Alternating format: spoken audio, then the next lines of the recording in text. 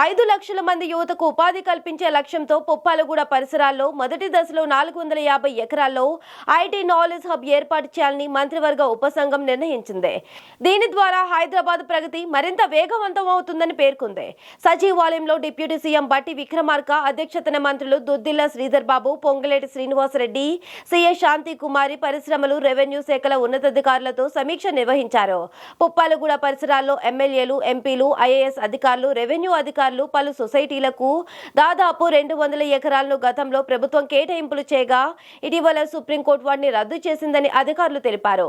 ఈ భూమి పక్కనే పారిశ్రామిక మౌలిక సదుపాయాల సంస్థకు చెందిన మరో 250 ఎకరాలు ఉండటంతో ఇక్కడ ఐటీ నాలెడ్జ్ హబ్ అభివృద్ధి కోసం మొత్తం 450 ఎకరాలు అందుబాటులో ఉన్నాయని చెప్పారు. గతంలో కాంగ్రెస్ సీఎం నేదురుమల్లి జనార్దన్ రెడ్డి హయాంలో హైటెక్ సిటీకి శంకుస్థాపన చేయడంతో క్రమంగా ఫైనాన్షియల్ డిస్ట్రిక్ట్ రూపుదిద్దుకుంది. ప్రపంచ వ్యాప్తంగా ఐటీ రంగాల్లో వచ్చిన ప్రతి మార్పులోనూ హైదరాబాద్ భాగస్వామిగా ఉంది. ప్రస్తుతం ఏఐ టెక్నాలజీతో వేగంగా వస్తున్న మార్పులను హైదరాబాద్ ఐటీ రంగం అందిపుచ్చుకోవాలని సంకల్పించామని మంత్రుల కమిటీ తెలిపింది.